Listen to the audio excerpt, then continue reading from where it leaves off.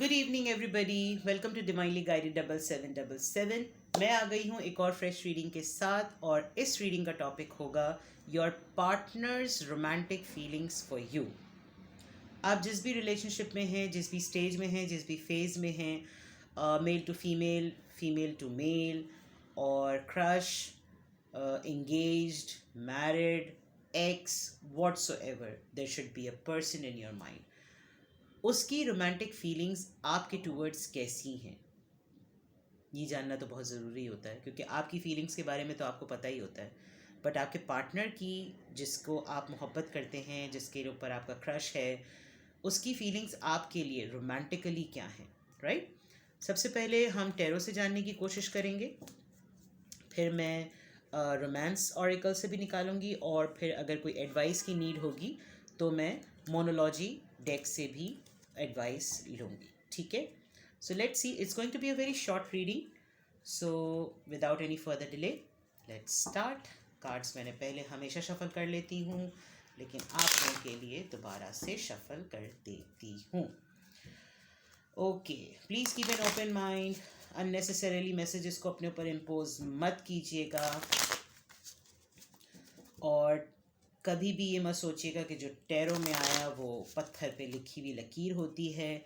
हम डिफरेंट लोगों की एनर्जी में ट्यून इन होते हैं, तो रीडिंग जो होती है सिर्फ वही मैसेज लीजिए जो आपसे रेजोनेट करे। ऑलराइट, प्लीज़ हमें गाइड कीजिए, मेरे व्यूअर के पार्टनर की रोमांटिक फीलिंग उनके टूवर्ड्स कैसी हैं।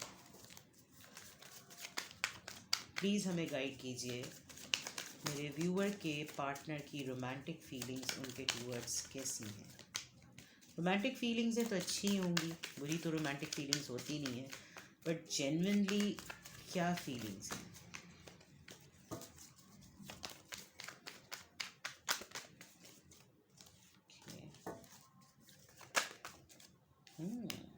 The moon. कुछ फियर्स हैं आपके पार्टनर के, आपको लेकर डरते हैं किसी बात से, घबराते हैं।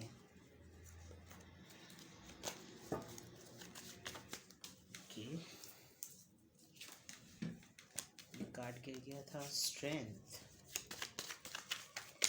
या तो आप उनको बहुत कंट्रोल करते हैं या वो आपको बहुत कंट्रोल करते हैं। स्ट्रेंथ गैदर कर रहे हैं उस फियर से निकलने के लिए। 1 2 3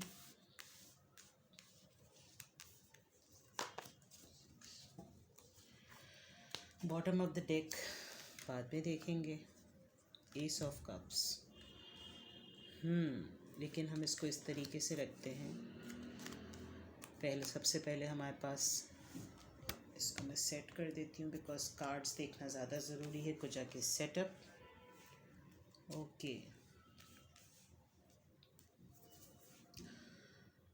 आपके पार्टनर की रोमांटिक फीलिंग्स की बात की जाए तो कुछ फियर्स हैं आपके पार्टनर के आपको लेकर। कुछ इनसिक्योरिटी होती है, कुछ बातों को वो खुद ही अपने जहन में बहुत ज़्यादा सोचते हैं, और उन्हीं बातों को सोचते हुए डिप्रेस हो जाते हैं, अपसेट हो जाते हैं। उनको एक खौफ सा होता है, हो सकता है आपके छुट जाने का खौफ होता हो सकता है किसी तरह का कुछ ऐसी बात हो, कोई किसी चेंज से, कोई चीज़ें अगर स्टेबल चल रही हैं तो चेंज ना हो, किसी भी तरह का जो है वो लॉस हो, बट कोई इनसिक्योरिटी है। But what I feel now, आपके पार्टनर ने ये स्ट्रेंथ गेन कर ली है कि चीज़ों को कंट्रोल कैसे करना है, चीज़ों को कैसे ठीक करके लेकर चलना है। जेन्युइन है आपके लिए, ये तो फॉर श्योर है। शायद यही एक इनसिक्योरिटी या एक खौफ था कि इस बात का यकीन नहीं था कि ये एक जेन्युइन लव है, ये एक जेन्युइन रिलेशनशिप है या नहीं है। रोमांटिक फीलिंग्स की बात की जाए आपके पार्टनर की आपके लिए, तो दे आर ओवरफ्लोइंग। बहुत ही ज़्यादा मोहब्बत है आपके पार्टनर की आपके लिए, बहुत ट्रू लव है, बहुत जेन्युइन लव है, एंड ही और she is willing to offer you that cup every time. बहुत जेन्युइनली वो आपको अपना कप ऑफर करना चाहते हैं, and they don't want to lose this opportunity. तो रोमांटिक फीलिंग्स की बात की जाए तो डेफिनेटली कार्ड्स आपके सामने ही हैं, मैं कुछ मैनिपुलेट नहीं कर रही। फियर्स थे, डेफिनेटली थे, अभी भी हैं। एक गुमान वाली बात होती है कि उनको शायद किसी चीज़ के खो जाने का, कुछ बदल जाने का, चीज़ें अच्छी चल रही हैं तो चेंज हो जाने का उनको डर रहता था, बट अब उन्होंने उसके ऊपर चार्ज ले लिया है। किंग ऑफ पेंटिकल्स, ऑलराइट, अब मुझे समझ आ रहा है। Okay, alright, the empress. Romantic feelings की अगर बात की जाए तो एक्चुअली आपके पार्टनर आपको बहुत ही सेल्फ सेंटर्ड समझते हैं। उनको लगता है कि आप जो हैं वो अपने आप को जो है वो अपने आप को फोकस करने वाले, अपने आप को देखने वाले, अपनी ही वेलबींग और अपनी ही चीज़ों को ख्याल रखने वाले हैं, अपनी फाइनेंशियल सिक्योरिटी को बहुत ज़्यादा नोटिस करते हैं। तो इस शायद यही एक फ़ियर होगा कि शायद आपके पार्टनर को ये लगता है कि आप बहुत ही ज़्यादा अपने में रहते हैं, but on the other hand आपके पार्टनर आपको बहुत ही beautiful, I mean they found you that you have everything, you are very much stable. आपको किसी पे कोई को डिपेंडेंसी नहीं है। शायद यही एक फ़ियर हो, क्योंकि इंसान को ये होता है कि भाई जब मुझ पे किसी चीज़ पे कोई डिपेंडेंट ही नहीं है तो वो मेरे पास होगा क्यों। ज़्यादातर लोगों का बॉन्ड जो होता है वो with passage of time change हो जाता है, लेकिन ऐसा नहीं है। आपके पार्टनर आपको बहुत ब्यूटीफुल देखते हैं। आपके पार्टनर आपको बहुत ही ज़्यादा, आपका ड्रेसिंग सेंस, आप कुछ अच्छा सा कुछ कैरी करते हैं। आप पेट्स के साथ, नेचर के साथ, ड्रेसिंग को लेकर you are very beautiful. The kind of a person you are, एक उनकी क्लैरिटी थी जो कि शायद इन्हीं दो चीज़ों को लेकर वो हमेशा स्टक हो जाते हैं, हैंग हो जाते हैं कि मैं यकीन करूं तो किस बात पे करूं। ईदर ही और शी इज़ सेल्फ सेंटर्ड, और ईदर शी और he is you know like अपने में ही मगन रहने वाले। और शायद यही दो चीज़ों के कन्फ्यूजन की वजह से उनको फियर होता है। उनको शायद ऐसा फील होता था कि वो, आप उनको देख, मतलब आप उनकी तरफ हैं नहीं, आप उनका फोकस है नहीं। तो इस यही शायद फियर उनको होता था, लेकिन अब ये चीज़ें चेंज हो गई हैं। अब उन्होंने आपने जो है वो, या आपने या उन्होंने इस बात को कंट्रोल कर लिया है। एंड येस फॉर श्योर आपके पार्टनर आपकी तरफ बहुत ज़्यादा, बहुत इमोशनली आपकी तरफ मैग्नेटिक पुल फील करते हैं। और अब बिल्कुल ऐसी सिचुएशन हो रही है कि ही और she is feeling like to offer the cup of love every time. कभी कभी आपको ऐसा लगेगा कि सिचुएशन में गैप आ रहा है, बॉन्ड में गैप आ रहा है, और आपको बाज़ दफ़ा ऐसी स्टक एनर्जी लगेगी। मुझे लग रहा है कि ये रीडिंग जो देख रहा है उसको ख़ुद ये बिलीव होना मुश्किल हो रहा है कि ऐसे भी कुछ चीज़ें बदल सकती हैं।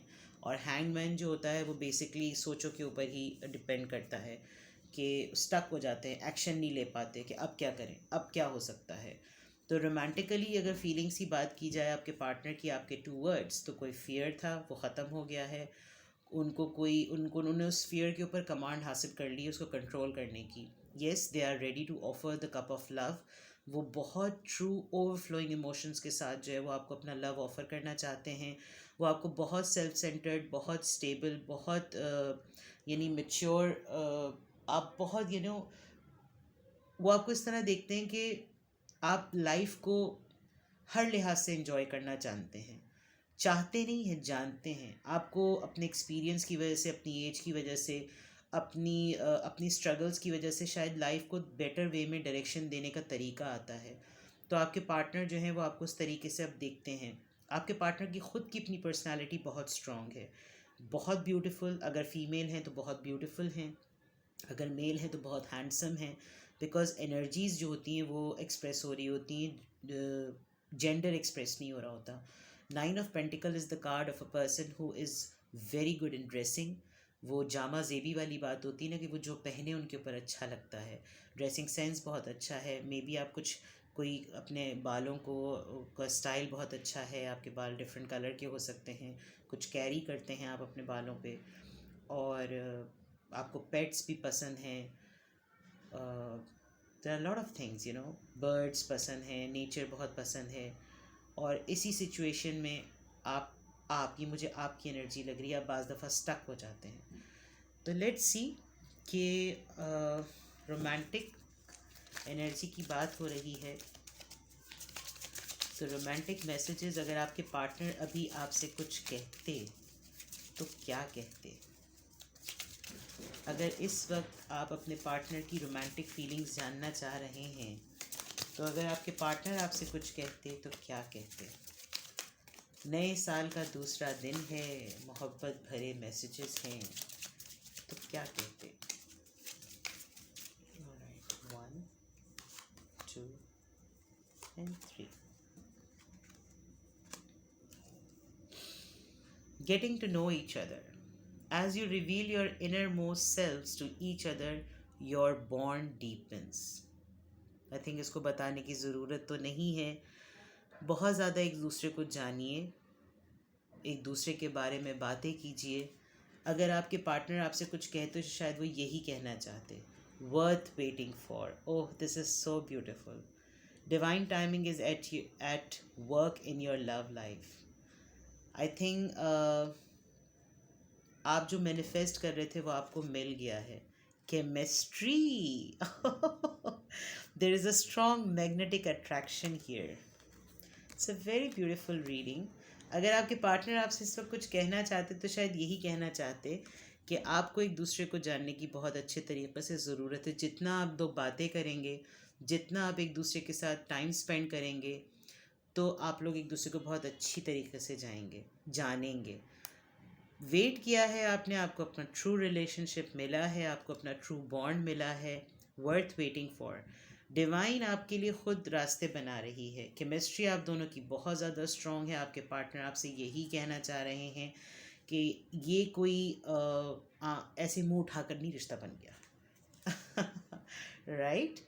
सो लेट्स सी, हमें मोनोलॉजी से अगर ऐसी सिचुएशन है, आपके पार्टनर के ये मैसेजेस आपके लिए हैं, तो आपके लिए एडवाइस क्या होनी चाहिए, आपको क्या करना चाहिए है इस रिश्ते को संभाल के रखने के लिए। Alright, let's see.